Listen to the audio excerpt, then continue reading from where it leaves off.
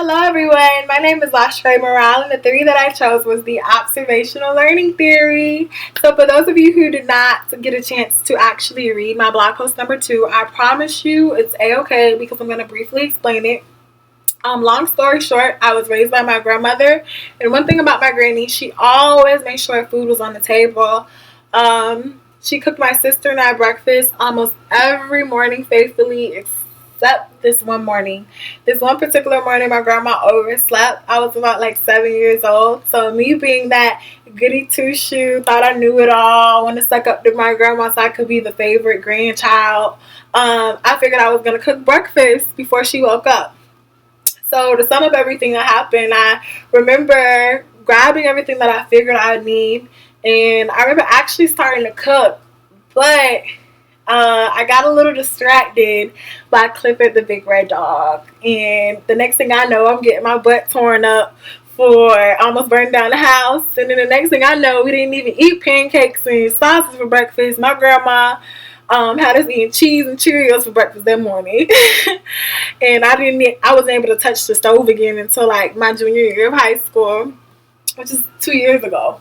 But to look at the big picture of my hot mess story, it really kind of just like leaves a question in the air of what exactly made me feel comfortable enough to cook at the age of 7 by myself.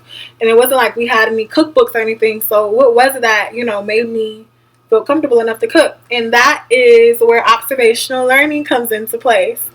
So observational learning has been a part of the human experience for so many years, for like many years. And it wasn't until like recently where psychologists actually shine their lights on this little theory and actually took interest into something that's such a phenomenon. Observational learning, the actual theory itself, was founded by the famous Albert Bandura. And Albert Bandura basically separated this theory into 4 distinct steps. Step number 1, attention, which is where we're actually observing everything and actually seeing how it's done. Step number 2, retention. And retention is basically the process of taking what we've observed and committing it to our brain. Step number 3, which is motor reproduction.